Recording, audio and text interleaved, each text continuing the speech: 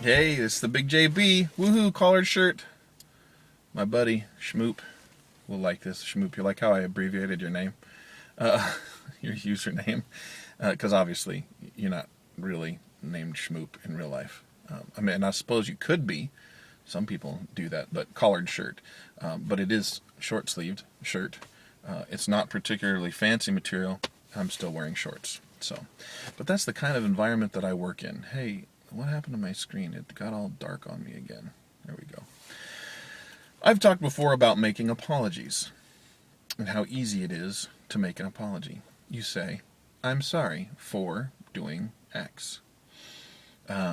It's not a difficult process. I don't know why people have such a hard time with that, but it's easy to say. You just you take ownership. You just say, hey, I'm sorry that I did something that made you feel bad. I'm sorry I said something that hurt your feelings. It wasn't my intention to do that, and I'm sorry if I hurt your feelings. It doesn't have to be any harder than that. And I'll tell you one thing that's really freeing as an adult parent. Hopefully obviously there are teen parents. Anyway, that's another tangent entirely. But what's really freeing to me, whoa, it got all dark in the car. Something that's really freeing to me as a parent is apologizing to my kids. I had an incident last night where I kind of got upset with one of my kids. I have a workbook for this Thursday night class that I teach, and it's important. And I left it on the couch, and one of my kids was climbing up on the couch, and they were sort of shoving it over with their feet. And I got upset because I'm like, it's right there. Why didn't you just move it? You know that this is important to me. And I got upset with her, and I was like, girl. And I said, this is important. Why didn't you just move it? And the poor kid, I looked over, and she just looked like she was on the edge of tears. And I don't think that I reacted really harshly. I mean, obviously, I was a little bit more upset than what I just did on the video. But clearly, to her, it hurt her feelings. And she looked like she was just on the edge of tears. And she adores her parents. And she wants their approval so bad. And, I told her to come over, and I gave her a hug. And I talked to her about it. I talked to her, this is important to me. You could have moved them. I'm sorry that I snapped at you. And can you forgive me for acting like that? And she said, yeah. And she said, actually, what caused me to look over at her, she said, I'm sorry. And she sounded really upset. And I just looked over at her, and she was so close to tears, and my heart just broke. And I was like, oh man, it's one of those moments as a parent where you just feel like, ooh, what have I done? And so I pulled her onto my lap, and we talked, and I apologized to her, and we had a good conversation. And then this morning, I was reminded. One of the things that I say as a parent is, if it's really that important to you, then you can pick it up and put it where it belongs. I myself did not do the very thing that I told my children that they're supposed to do. So I talked to her again this morning before I left the house and just said, hey, you know how I say this? She said, yeah. And I said, you know what? I didn't do that last night. So it was all my fault, and I'm sorry. It was really freeing to say that. And she smiled, and I could tell that, it seemed like a kind of a weight maybe had lifted off of her. And it's just really nice to be able to say that.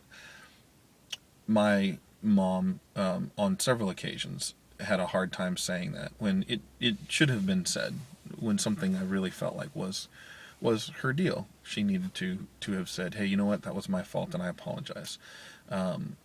And so sometimes when those things happen, I go back to that. I try not to dwell on that. I mean, every parent makes a mistake, so I try not to make too big of a deal of that.